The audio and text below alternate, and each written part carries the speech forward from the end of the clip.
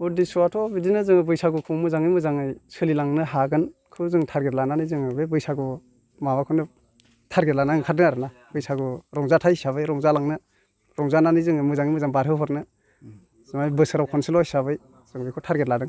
मा गामि बियो दा जोङो 2 नं लाइजौगुरि गामिया। मा एरियाथ' जोंना खुंग्रिङानो। खुंग्रिं एरिया हिसाबै जोङो दा माने बेयाव सोलिनानै दङ। माने जोंनावथ' जेबो माबा गैखाया नालाय खुंग्रिंजोंनो टाच खालामनानैसो जोङो लादों। दा खुंग्रिं एरिया हिसाबै जोंखौ मिथिजोबखायो। आगोलनिफ्राय बेबायदि बैसागु फोरबोखौ फालिबोदोंना देग्लाय? बैसागुखौ जोङो फालिदोंब्लाबो जास्ट जोंनियाव इसिबां माने माबा जानो हायाखैमोन। दिनै जोङो फार्स्ट टाइम जोङो स्ट्रंलि हिसाबै साबसिन खालामलांनो जों नाजानाय जादों आरो। मोनबेसे न'खरफोर दं? दा जोंनो ओरैनो न'खरा 36टा 36टा न'खर दं आरो। मेथाइ खननाय आर'ज खालामनाय बायदि हाबाफोर लादों नामा? औ जोङो दा ओरैनो बाथौ मन्दिराव हाबनानै बैसाग निउ इयार हिसाबै जोङो आर'ज मेथाइ लादों।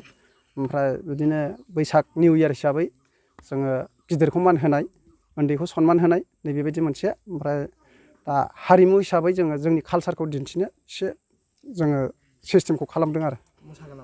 मोसागोन जाहैबाय एसे। मा दामग्रा आइजेंफोरखौ लानानै? दामग्राफ्राथ' बर्थमान जोंनियावथ' जेबो आखाइजों बानायनाय आगजु गैया। ओरैनो जोङो सिम्पोल हिसाबै बै माबाजोंनो मेथाइफोरजोंनो बक्सजों दामनानै जों मोसायो आरो।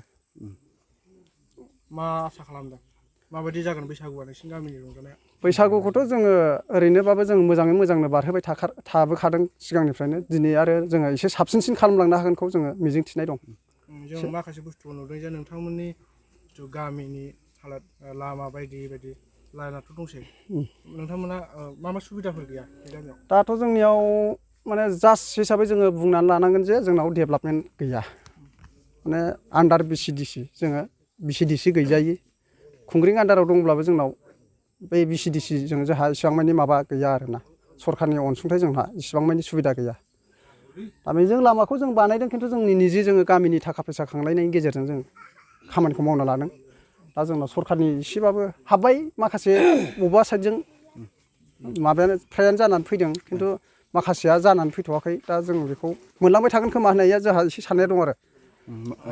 आथिखालनि लाइमोनफ्रा जौ जुवाजों गोदोफबनानै माखासे गावनि जिउखौ बरबाद खालामनानै लायो। दा बैसागुआव लाइमोनफोरखौ थिग मथनै रंजानो थाखाय नोंथाङा मा खावलायहरो?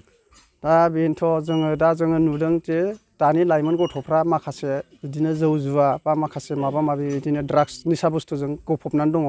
दा बे हिसाबैनो जोङो माने गोसोआव जोङो सानखांनाय फैदों जे एसे जों गाहेला हिसाबै एसे देरसिन बैसोआव फैनाय हिसाबै माने जेन जाहाथे दानि लाइमोन गथ'फोरखौ जोङो एसे साबसिनाव फोसाबलांनो बे हिसाबैनो जोङो माने बैसागु फोरबोखौ एसे साबसिनाव खुंलांनो जों बेखौ टारगेट लादों आरोखि।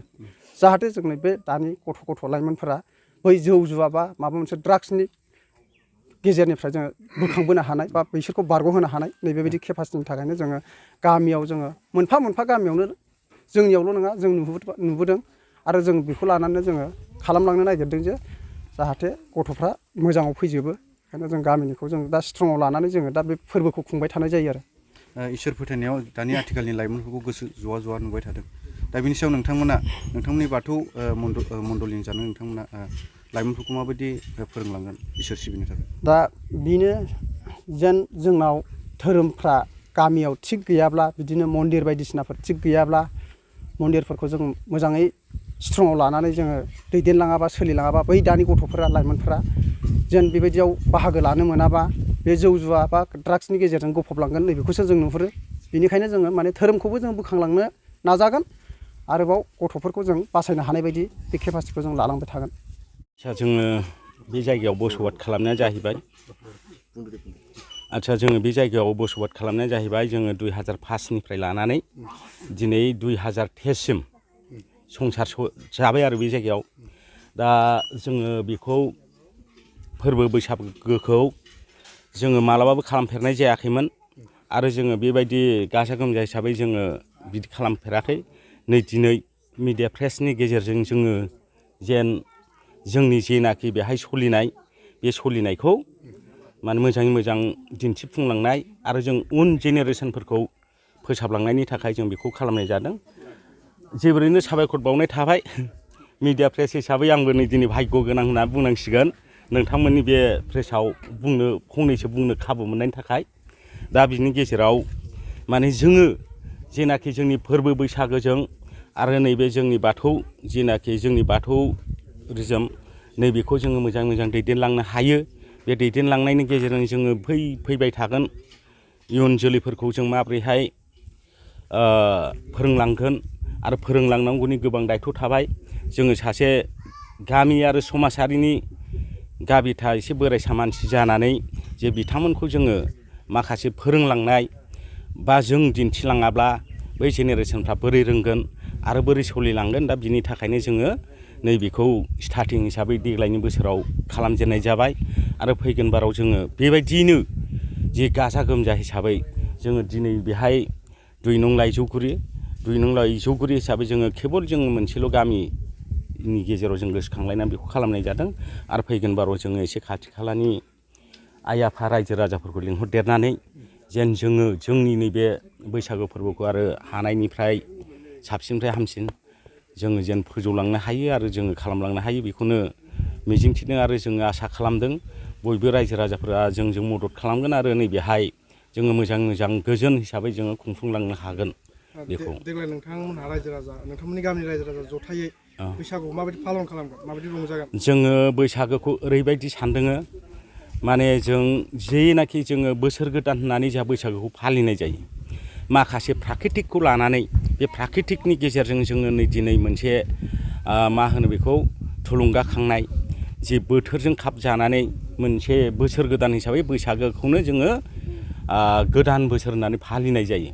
दा बाहाय जेरैबायदि बोसोर गोदानखौ जोङो फालिदोंब्ला बोसोर गोदान हिसाबै जे जोंबो गाननाय जोमनाय गोदान गाननानै जे जोङो लोङा जाया हिसाबैब्लाबो जोङो नैबे फोरबो बैसागोखौ जोङो सानब्रैनि हाबाफारि लानाय जादों। बे सानब्रै हाबाफारिनि गेजेराव जोङो ग्रोम ग्रोम हिनजावै हौवायै माने माखासे जोंनि जेनाखि जोंहा मा होनो बेखौ सिगांनि बायदि बेक्तिगत निजिस' दामनाय देनाय गैया होमब्लाबो जोङो दा जेनाखि मा खालामनो दानि दिनाव माखासे दामनाय देनाया अयन' सिस्टेम जाबाय बेजोंनो जोङो ग्रोम रंजालांगोन आरो जोङो सेस्था खालामदों फैगोन उननि बाराव माने जोङो जोंनिनो आगजु जेनाखि जोंहा माखासे दङ कालसार खाम सिफुं सेरजा जथा बेफोरजों फालिनांगौमोन।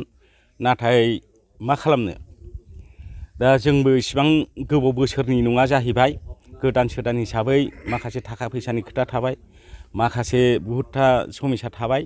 दा बेबायदि हिसाबै जोङो आगजुफोरखौ आरजिनो हायाखै जों बेखौ लासै लासैनो आरजिलांगोन।